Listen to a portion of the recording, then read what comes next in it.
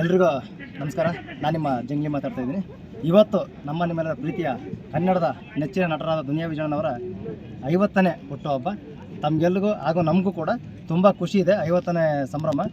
ಅದೇ ರೀತಿ last time birthday ಮಾಡಿದಂಥ ಸ್ಥಳ ನಮ್ಮ ಅಪ್ಪಾಜಿ ಅಮ್ಮ ಒಂದು ಸಮಾಧಿ ದೇವಸ್ಥಾನದ ಹತ್ರ. ಮತ್ತೆ ಇದೇ ವರ್ಷ ಅಣ್ಣ ಬರ್ಡೇ ಇಲ್ಲೇ ಆಚರಣೆ ಮಾಡ್ತಾಯಿದ್ದಾರೆ. ಪ್ರತಿಯೊಬ್ಬ ಅಭಿಮಾನಿಗಳು ಕೂಡ ಇಲ್ಲಿಗೆ ಬರಬೇಕು. ಇಲ್ಲೇ ಒಂದು ನಿಮ್ಮ ಖುಷಿಯಲ್ಲಿ ನಮ್ಮ ವಿಜಯಣ್ಣ ಖುಷಿ ಪಡಬೇಕನ್ನೋ ಒಂದು ವಿಚಾರದಲ್ಲಿ ಇದೇ ಒಂದು ಸ್ಥಳದಲ್ಲಿ ಸೆಲೆಬ್ರೇಟ್ ಮಾಡೋಕ್ಕೆ ಇಷ್ಟಪಡ್ತಾ ಇದ್ದಾರೆ. ದಯವಿಟ್ಟು ಬರ್ತಕ್ಕಂಥ ಅಭಿಮಾನಿಗಳು ತಮ್ಮ ಜವಾಬ್ದಾರಿಯಿಂದ ಹುಷಾರಾಗಿ ಬಂದು ಇಲ್ಲಿ ತಲುಪಬೇಕು. ಇಲ್ಲಿ ಬಂದು ತಲುಪಿದ ಮೇಲೆ ಬರ್ಡೇ ಮುಗಿಸ್ಕೊಂಡು ಖುಷಿಯಿಂದ ದಯವಿಟ್ಟು ನಿಮ್ಮ ಊರನ್ನ ಸೇರೋ ತನಕ ನೀವು ಭಾಳ ಸೇಫಾಗಿ ಊರು ಮುಟ್ಟಿ ಅಂತ ಹೇಳೋಕ್ಕೆ ಇಷ್ಟಪಡ್ತೀನಿ. ಓಕೆ, ನೀವು ವರ್ಷ ಬರ್ತಿದ್ದೀರಾ? ಹೌದು ಸರ್, ಪ್ರತಿ ವರ್ಷ ಬರ್ತೀವಿ. ನೀವು ಫಸ್ಟ್ ವರ್ಷ ಬಂದಾಗ ಏನು ತಲೆ ಬಂದ್ರಿ, ಹೆಂಗೆ ಬಂದ್ರಿ ಸರ್? ನಾವು ಮುಂಚೆ ಬಂದಾಗ ಫಸ್ಟ್ ಎಲ್ಲ ನಾರ್ಮಲಾಗಿ ಬರ್ತಿದ್ವಿ.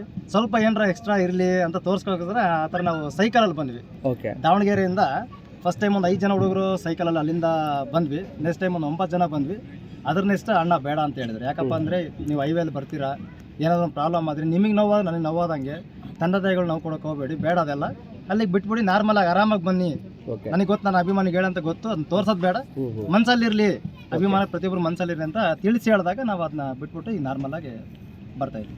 ಓಕೆ, ಸೊ ಫಿಲಮ್ ರಿಲೀಸ್ ಆಗಿದ್ದಾಗ ನಿಮ್ಮದು ಪ್ರಿಪ್ರೇಷನ್ಸ್ ಎಲ್ಲ ಹೇಗಿರುತ್ತೆ? ಸಡಗರ ಒಂದು ಹಬ್ಬ. ನಮ್ಮ ಮನೆಯಲ್ಲಿ ವರ್ಷಕ್ಕೊಂದು ಯಾವ ಹಬ್ಬಗಳು ಮಾಡ್ತಿರ್ತೀವ ಅದೇ ರೀತಿ ಮನೇಲಿ ಹಬ್ಬ ಅದಕ್ಕಿಂತ ಥಿಯೇಟರ್ ಹಬ್ಬ. ಓಕೆ, ಈ ಸಲ ಭೀಮಾ ಹಬ್ಬ ಹೇಗಿದೆ? ಹಬ್ಬ ಸರ್ ನಾವು ಹೇಳಲ್ಲ, ಮಾಡಿ ತೋರಿಸ್ತೀವಿ. ಓಕೆ, ಒಂದು ಡೈಲಾಗ್ ಕೊಟ್ಟಿದ್ದೀವಿ ಸರ್. ನಾವು ನಾವು ಪಕ್ಕದ ಏರಿಯಾದಲ್ಲಿ ಎಂಟ್ರಿ ಕೊಡ್ಬೇಕಾದ್ರೆ ಎರಡಲ್ಲೂ ಬ್ಯಾಕಲ್ಲಿ ಹಾಕೊಂಡ್ ಬರ್ತೀವಿ. ಏನಂತಂದ್ರೆ ಒಂದು ಟೂಲ್ಸ್, ಒಂದು ತಿಕ್ಕಾಕ. ಓಕೆ, ಅದೇ